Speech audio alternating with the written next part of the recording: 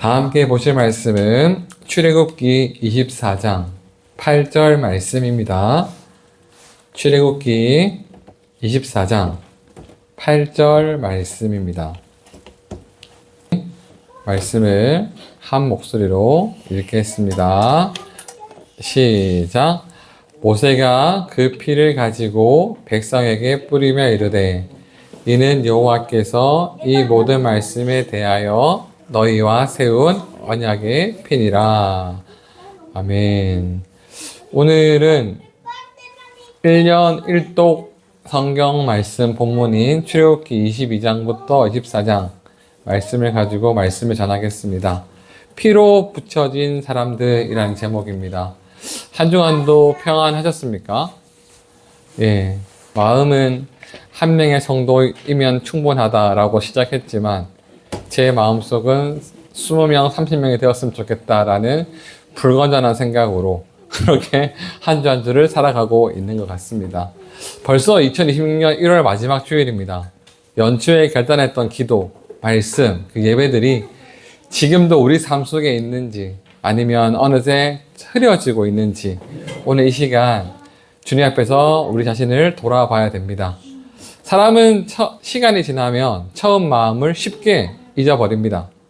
특히 우리가 예수님을 만났을 때 그 예수님 만났을 때의 감격, 그리고 처음으로 말씀 앞에서 울었던 시간, 처음 기도의 자리에서 무릎 꿇었던 그 마음들이 식어갈 때 하나님은 다시 우리를 말씀 앞으로 부르시면서 너는 누구냐? 너는 누구의 백성이냐? 너는 어떤 정체성으로 살고 있느냐? 물어보시고 계십니다. 이번 주 우리가 함께 읽은 말씀 중에 오늘 본문인 출애굽기 말씀은 많은 성도님들이 출애굽기를 읽으면서 이렇게 얘기합니다. 율법이 너무 많아서 어렵다. 딱딱해서 은혜 받기 힘들다. 그런데 이걸 자세히 보면 이 본문들은 단순한 규칙의 모음집이 아니라 하나님의 나라가 실제로 세워지는 장면입니다. 하나님이 왕으로 자정하시고 그 백성들이 왕의 통치 안에 들어오는 장면임을 볼 수 있습니다. 그래서 오늘 우리 말씀을 통해서 하나님이 우리와 맺으신 것이 계약이 아니라 언약이라는 것, 또 우리가 단순히 종교인이 아니라 하나님 나라의 백성이라는 것, 그 정체성이 오늘 우리의 삶을 어떻게 바꾸는지를 함께 묵상하고자 합니다. 첫 번째는 계약신앙과 언약신앙인데요. 우리는 인생을 살아가면서 수많은 계약을 합니다. 뭐가 있습니까? 아파트 계약서, 휴대폰, 약정서, 보험약관, 또 근로계약서 등 계약서들을 써가며 살아가고 있는데요. 그 계약의 특징이 무엇이냐면 바로 조건이 있다는 것입니다.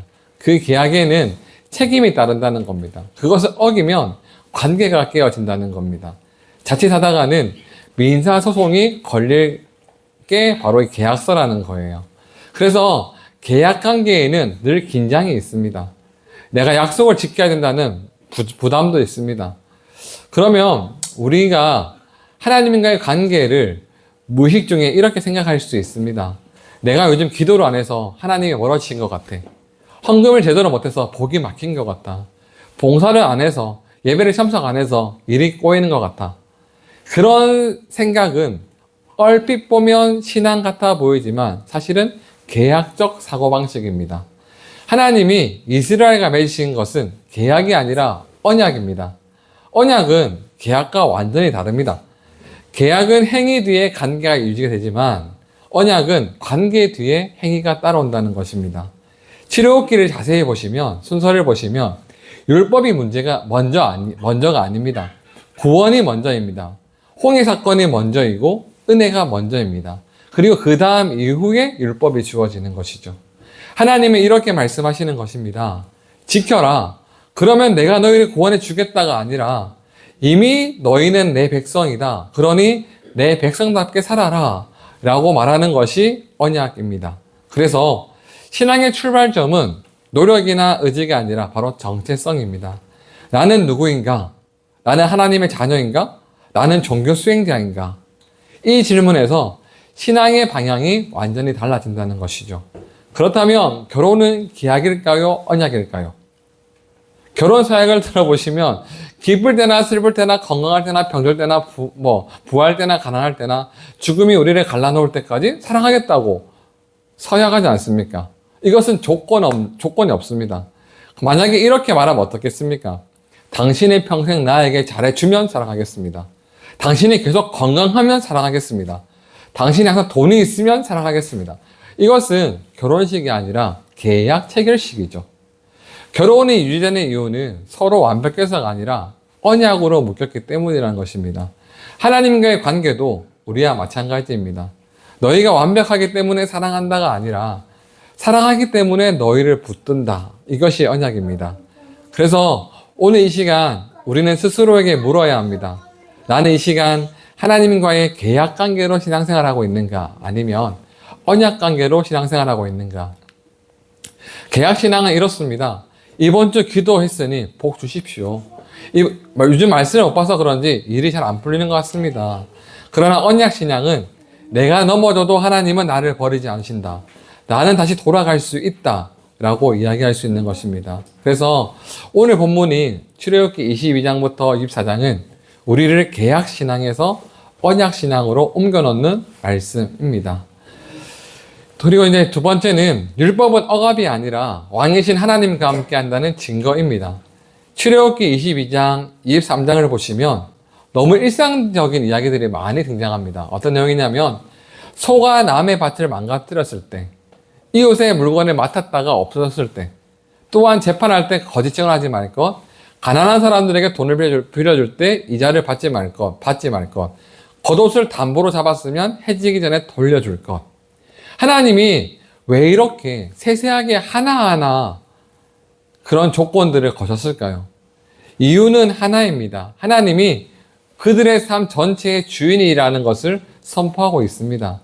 하나님은 예배의 시간뿐만 아니라 시장에서도, 재판장에서도, 가정에서도, 돈거래 속에서도 왕이시라는 것을 볼 수 있어요. 그래서 이 율법은 종교 규칙이 아니라 하나님이 실제로 다스린다는 증거입니다. 출애굽기 22장에서 반복되어서 등장하는 사람들이 있는데 바로 나그네, 과부, 고아, 가난한 자인데요. 하나님은 왜 이들을 반복해서 말씀하시는 걸까요? 그것은 하나님 나라는 강자가 중심이 아니라 약자가 중심이기 때문입니다. 우리가 살아가는 세상은 힘 있는 사람이 목소리를 가지지만 하나님 나라는 울고 있는 사람의 목소리가 먼저 들린다는 것을 기억하십시오. 그래서 오늘 본문은 오늘 교회를 향해서도 동일하게 묻습니다. 교회 안에서 말없이 외로운 분은 없는가? 도움을 청하고 싶지만 분위기 때문에 참고 있는 성도는 없는가? 실패해도 다시 올 수 있는 공동체인가? 하나님 나라 공동체는 약한 사람이 완전한 공동체, 실수에도 품어주는 공동체, 다시 넘어져도 다시 일어날 수 있는 공동체인 것입니다.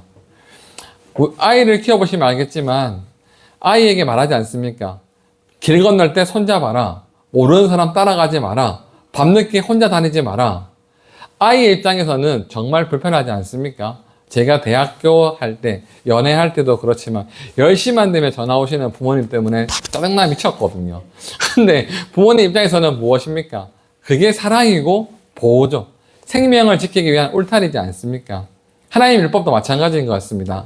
주의를 지켜라, 정직하라, 거짓말하지 말라, 음란을 멀리하라. 이것은 억압이 아니라 왕이신 하나님이 백성을 보호하기 위한 사랑의 울타리임을 기억하셔야 됩니다. 그래서 순종은 두려움에서 나오는 것이 아니라 사랑에서 나오는 것임을 기억하십시오. 세 번째는 24장에 보면 피로 맺은 언약, 하나님 나라가 이제 시작되는 것을 볼 수 있는데요. 어쩌면 출애굽기 24장을 다른 장면으로, 다른 제목으로 붙인다면 하나님 나라의 건국식이라고 보면 됩니다. 왕이신 하나님과 백성인 이스라엘, 그 사이를 연결하는 언약식이 바로 24장에 있거든요. 백성들이 고백합니다. 여호와께서 말씀하신 모든 것을 우리가 준행하리이다. 너무 감동적인 고백이지 않습니까? 우리는 하지만 알고 있죠. 이 고백이 오래 가지 못한다는 것을. 불과 몇 장 뒤에 그들은 금송아지를 만들면서 하나님을 정면으로 배반합니다. 제가 성경을 읽다 보니 저는 출애굽기 거의 다 갔거든요. 이게 모세가 사라졌을 때 아론님 백성들을 모아서 금을 들고 오라고 얘기하는 걸 보면서 충격이었습니다. 모세가 없다고 해서 백성들이 모세가 어디 갔냐, 우리가 불안하댔을 때 모세가 기다려라. 곧 온다. 아론이 곧 온다. 모세가 온다라고 외쳤으면 얼마나 좋았을까요? 근데 더 웃긴 게 성경을 그냥 그대로 봤더니 금을 모아서 넣었더니 금송아지가 똥 나왔대요. 어떻게 하면 나왔을까? 그 장면을 상상해보면 참 신기하지만 아론이 모세에게 항변하는 게 뭐냐면 금을 모아서 그걸 녹였더니 송아지가 되었다라고 얘기를 하더라고요. 그게 어떻게 했을까? 궁금하긴 하지만 불과 몇 장 뒤에 그런 일들이 생깁니다. 그러면 중요한 질문이 있는데 그렇다면 그 언약은 실패한 것일까요? 하나님과 인간의 관계가 깨어졌을까요? 그것이 아니라는 거예요. 여기서 복음의 핵심이 드러나는데 출애굽기 24장에서 피가 뿌려지는 사건이 발생합니다. 그 의미는 분명하죠. 언약을 어기면 이 피처럼 죽어야 한다는 것입니다. 언약을 어긴 이스라엘은 죽어야 했습니다. 하지만 하나님은 그 핏값을 그들에게 요구하지 않으시고 하나님은 더 큰 피를 준비하고 계셨기 때문에 그들에게 책임을 묻지 않으신다는 거예요. 예수님께서 말씀하셨지 않습니까? 이 자는 너희를 위하여 붓는 나의 피로 세우는 언약이라. 시내산의 피는 십자가를 미리 보여주는 그림자였습니다. 그래서 성도의 정체성은 분명합니다. 내가 잘 지켜서 하나님 자녀가 된 것이 아니라 예수님의 피 때문에 하나님의 자녀가 된 사람임을 기억하십시오. 빚을 대신 갚아준 아버지의 이야기가 있습니다. 아들이 감당할 수 없는 빚을 지었습니다. 아버지가 그 빚을 대신 갚아줍니다. 그리고 말합니다. 이제 너는 빚진 자가 아니라 자유한 자다. 그러니 내 아들답게 살아라. 마치 십자가 이야기지 않습니까? 십자가는 하나님이 우리에게 내미신 영수증입니다. 너는 자유다. 너는 내 소유다. 너는 내 피로 산 백성이다. 그래서 우리는 더 이상 이 정죄 속에서 사는 사람들이 아니라 은혜 속에서 정체성을 붙들고 사람들이 되어야 한다는 것입니다. 성경을 잘 읽고 계십니까? 예, 저도 성경을 잘 못 읽어서 어떻게든 성경을 들으려고 하고 어떻게든 보려고 막 발버둥 쳐야 읽히는 걸 보면서 성도님들이 일독한다는 게 정말 기적이구나를 많이 느끼고 있습니다. 그런데 우리가 기억해야 될 것은 몇 장을 읽었느냐가 중요한 게 아니고 그 말씀이 나를 얼마나 바꾸었는가가 중요하다는 것입니다. 오늘 본문인 출애굽기 22장부터 24장을 읽었다면 우리의 삶에는 이런 질문이 남아야 됩니다. 나는 정말 하나님을 왕으로 모시고 살고 있는가? 나는 하나님 나라의 백성답게 살고 있는가? 말씀을 짐이 아니라 사랑의 울타리로 받아들이고 있는가? 약자를 향한 하나님의 마음이 내 삶에도 흐르고 있는가? 출애굽기 24장 10절에는 이런 장면이 나옵니다. 그 발 아래는 청옥을 편듯하고 하늘같이 청명하더라. 언약 안에 거하는 자가 누리는 영광이 바로 그런 장면입니다. 삶이 완벽해서가 아니라 정체성이 분명하기 때문에 흔들리지 않는 것 아니겠습니까? 말씀을 맺겠습니다. 사랑하는 성도 여러분, 하나님은 오늘 우리에게 분명히 말씀하십니다. 너는 계약 대상이 아니라 내가 피로 산 내 백성이다. 이번 한 주간 하나님을 왕으로 모시고 하나님 나라를 선택하면서 말씀의 울타리 안에서 기쁨으로 살고 사랑이 흘러가는 언약 백성으로 살아가시는 시티나무 교회 성도님들 되시기를 간절히 축복합니다. 기도하겠습니다. 하나님 아버지, 오늘 우리에게 말씀으로 찾아와 주시니 감사합니다. 우리가 계약으로 하나님을 대하려고 했던 그 모습을 회개합니다. 잘하면 사랑받고 못하면 버림받을 것처럼 두려움 속에서 신앙생활을 하지 않았는가 돌아보며 그 모습을 주님 앞에 내려놓습니다. 하나님, 우리는 우리의 행위 때문에 주님의 백성이 된 것이 아니라 그리스도의 피로 말미암아 언약 백성이 되었음을 믿습니다. 우리를 포기하지 않으시고 끝까지 붙드시는 하나님의 그 사랑 앞에 다시 서게 하시니 감사합니다. 우리 삶 속에서 하나님이 왕되심이 드러나게 하옵소서. 교회뿐만 아니라 가정에서, 일터에서, 말과 선택 속에서 하나님 나라 백성답게 살게 도와주옵소서. 이번 한 주간도 언약 백성으로서의 정체성을 붙들고 보혈의 은혜를 기억하며 말씀의 울타리 안에서 기쁨으로 살아가게 하여 주시옵소서. 예수님의 이름으로 기도드립니다. 아멘.